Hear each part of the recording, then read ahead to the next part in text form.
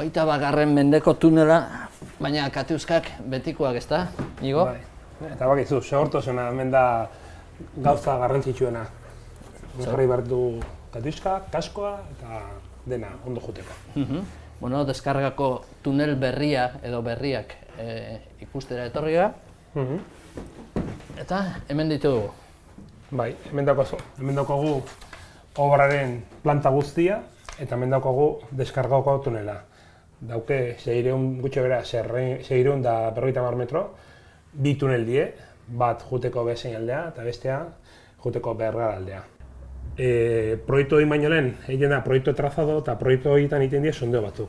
Orduan, horiekin eta beste proba eta ensaiu batzukin, ja geologok esate dute gutxi era nola egon bar da tunela, nola izan bar dan. Kasu honetan, nola tunela ez da oso luzea, bakarrik hasi gara Antzolako aldetik. Azkenen instalazio guztik eta lehergailuak eta dena jarri ditugu Antzolako aldean. Bergarako bidea ja eginda dago, ja zulatuta dago, eta Abantze eta Destroza eginda dago. Bai, Abantze eta Destroza. Bai. Hori uste tunel gintzan etengabe erabiltzen dian bi kontzeptu diala. Zer da Abantze eta zer da Destroza. Hemen ikusten dugu, hemengo goiko zati hau da Abantzea. Eta hemen beko zatia da Destroza.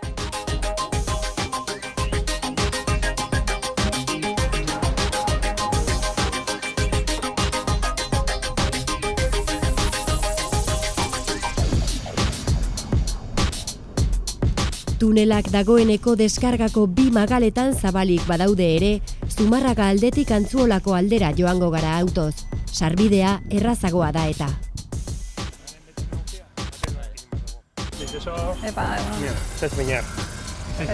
Urte askotako itxaso.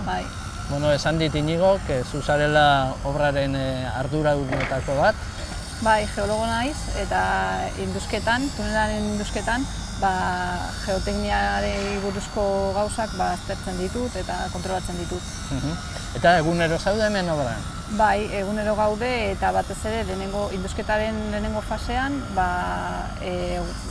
beharrezkoak dira azterketak egitera egunero.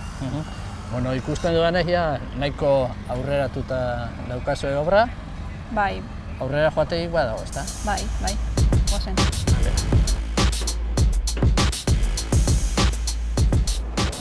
Langileek, langileen lanak eta zaratak egin digute harrera. Tunel hauek zulatzeko ondea makinak eta leherkariak erabili dira, baina hemen ez dago horien arrastorik.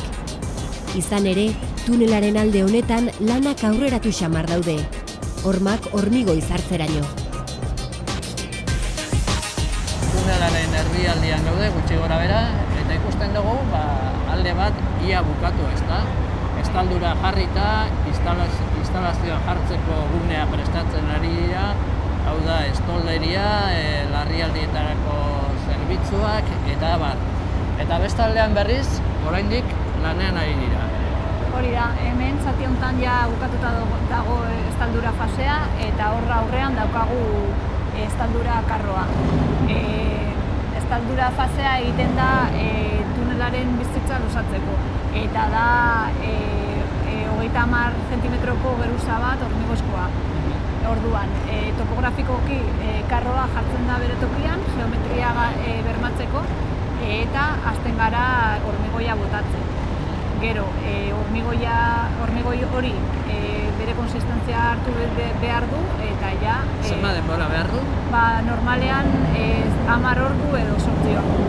Eta gero ja desmontatzen da karroa eta mugitzen da aurrerago.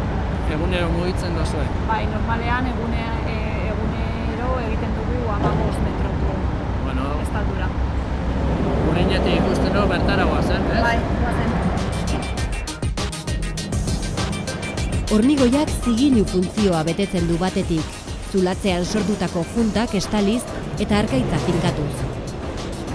Bestetik, eraztun forma hartzen duenez, arkaitzaren karga jasateko laguntzen duen xafla bihurtzen da.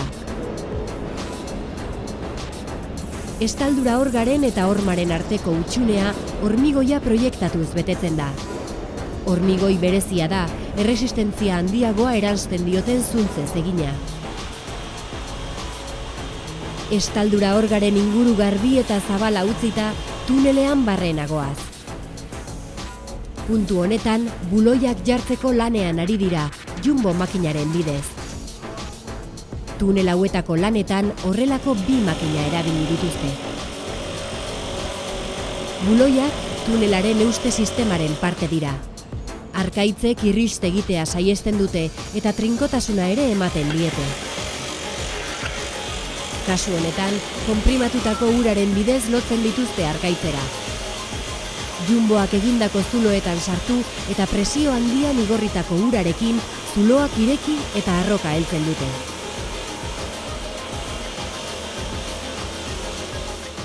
Hormen isolamendu lanak egiten ari diren gunera iritsi baino lehen, segurtasun irteerak ere ikusten ditugu. Izan ere, 2 tunelak elkarrekin lotuta daude.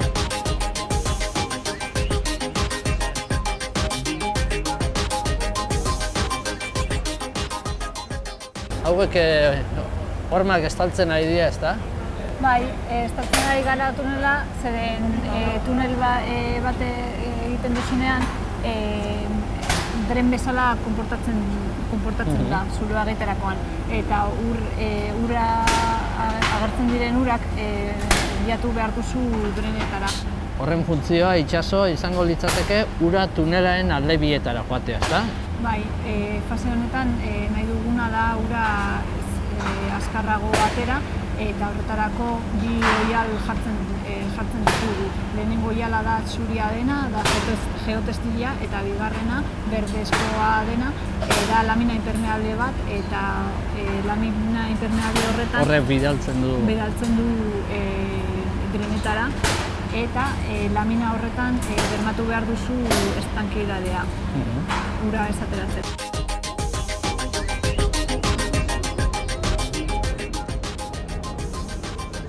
Tunelak berdina dirudien arren, sekzio batzuetan, txarrenetan, hormigoiaz eta buloiez gain, sostengua hobetzeko zertxak ere jartzen dira.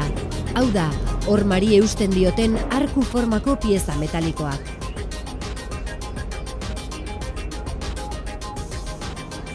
Kanpoan ere, makinek lanean dihardute, ezponda egiten ari dira. Izan ere, tunela ez da bakarrik zuloa, sarrera irteerak ere segurtasunez egokitu behar dira. Tuneletik irten behar izan dugu. Izan ere, tunelaren goialdeko eta behealdeko lanak aldi berean ikus daitezkeen tokira gerturatu nahi dugu. Horretarako ordea, kanpora atera behar dugu, une honetan soilik alde batetik daudelako ikusgai. Hemen ikusten dugu indusketaren 2 faseak. Lehenengo fasea, goiko fasea da avance fasea, eta sekzio osoaren 2 herenak dira, gutxi gora bera, eta gero goiko partea, orain egiten ari garena da destroza fasea. Normalean, aurreratze fase horretan hartzen dituzuen erabakiak, gero azpikoan ere hartzen dira, ezta? Bai, baina normalean goiko partean jarri duzun euste sekzioa errepikatzen da beko partean. Ze altura dauka? Lehenengo partea dauka 8 metro altura, eta gero ja destroza fasea dauka 3 metro. Eta behin bukatzen denean, tunela ze neurri izango ditu? Eukiko du 12 metro zabalera, eta gero alturan eukiko du 13-14 metro. 2 tuneletan dauden larrialdi irteeretako bat hartuta, ilunetatik argirantz goaz.